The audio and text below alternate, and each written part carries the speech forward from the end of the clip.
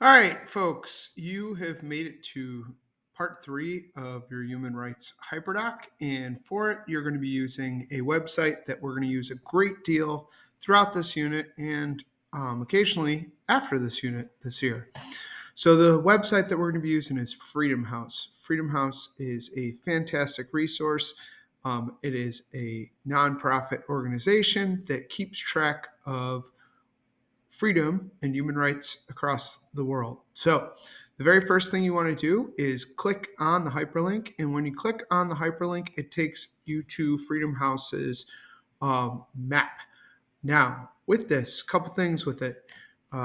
Notice that, hold please, that down here, there are 3 different maps.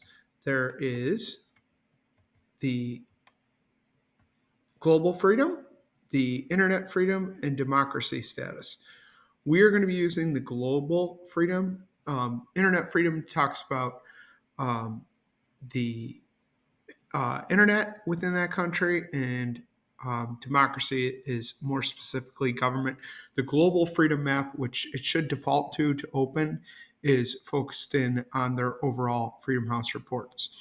Now, for part 3, you're going to be completing this graphic organizer. And with it, you're going to pick one green country, one yellow country, and one purple country.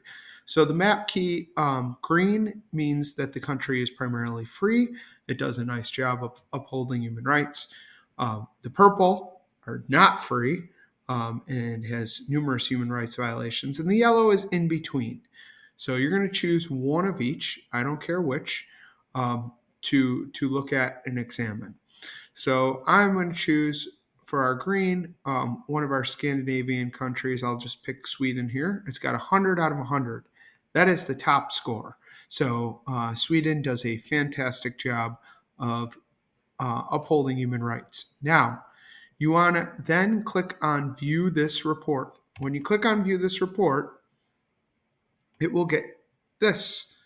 So you have an overview of what's going on in the country, and then you're going to get the different things that you need to fill in.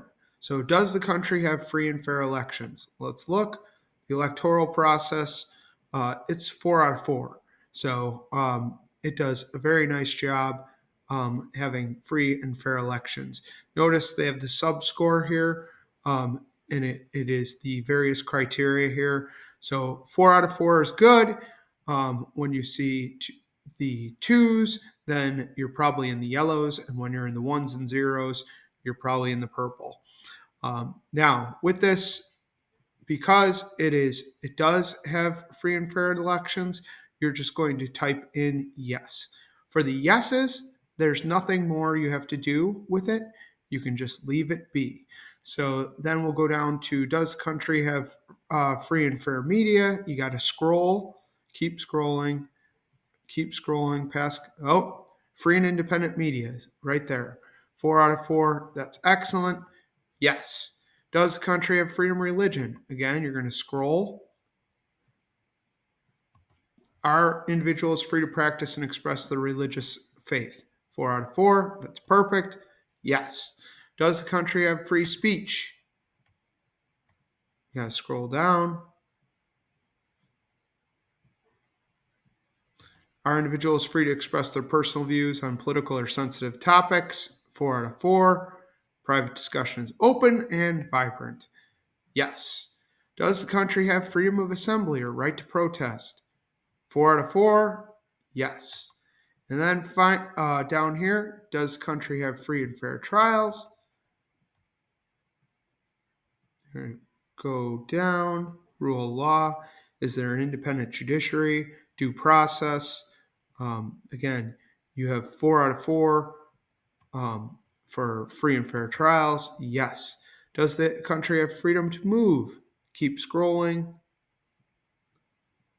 Do individuals enjoy freedom of movement? 4 out of 4. Yes. So Sweden is 100% across the board. And for most green countries, that's going to be the case. You're going to have mostly yeses. Now, I am going to switch it to the no ones. And that is going to be, we're going to go back on our map and we're going to exit out of Sweden and we are going to scroll out, look down here. I am going to choose a country that's in the news a lot, and that is Russia. It's a 19 out of 100. Again, you're going to click view the report. This is very similar to Dollar Street. You got to click view the report. And then you're going to see here 19 out of 100 is not good. And you'll scroll past the overview and development. Electoral process. Do they have free and fair elections within Russia? You're seeing a lot of zeros, and that's going to be common for the purple countries. You're going to put no, and then you have to explain why. So what are you seeing in there? So skimming and scanning that section of the report briefly. It does not have to be really long. Explain why that's the case. You're going to do that for each of the 7 categories. For the yellow, you're going to go back, you're going to go up, you're going to go back to the map, and you're going to find a yellow country. So exit out of that, scroll down. So you can do India, which is 66 out of 100. You can do any of the yellow ones. Here's Indonesia. Indonesia is a 50, so that's smack dab in the middle. Click on that. Now, with the yellow countries, you're going to have some that are in the middle. So you're going to have some yeses, like, do they have free and fair elections? You got lots of 4s. So that's excellent. So free and fair elections for the yellow for Indonesia, you're going to put yes. Now, you are going to, because it's yellow, encounter some lower scores. With those lower scores, just like you did with the purple, anytime you type a no, you need to explain why. You need to briefly explain why it's a no. So what doesn't it have that's causing that no? And you're going to have to skim and scan and find that. When you get all done with this, you're going to get a shareable link and you're going to turn it in on my Canvas assignments.